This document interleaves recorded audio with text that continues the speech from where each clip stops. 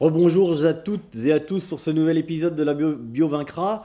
Donc, dans un épisode précédent, on avait étudié la culture du mélange céréalier orge-pois.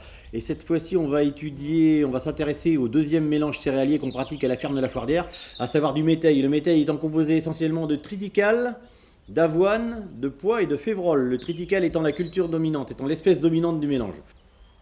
Alors, on peut, là encore, comme pour l'orge-pois, mélange graminées légumineuses pour essayer d'optimiser le rendement. Alors, comme on l'a vu sur les images précédentes, eh bien, on a la présence de deux plantes sauvages, un petit peu, qu'on retrouve un petit peu, à savoir de la vesse, et puis du coquelicot. Alors, le coquelicot, c'est pas un problème, puisqu'il sera mûr et sec quand on va moissonner notre récolte.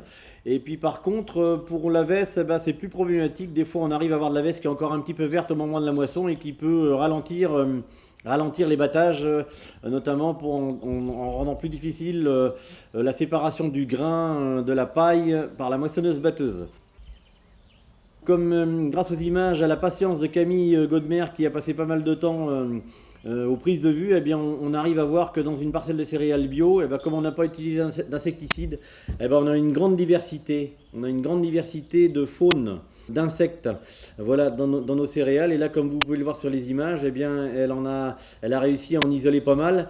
Et c'est un petit peu la force qu'on revendique en agriculture biologique, c'est qu'à partir du moment où on n'utilise pas d'insecticides, on a une grande diversité d'insectes. Et quand on parle d'insectes, on a par exemple des petites coccinelles qui vont s'attaquer aux pucerons. Et à partir du moment où on utilise un insecticide, forcément on détruit d'abord les coccinelles avant de détruire les pucerons. Et donc ça, c'est pas sans poser de problème. Alors là, le mélange est assez réussi, il est assez dense, hein, avec des très très beaux épis de triticale comme vous pouvez le voir.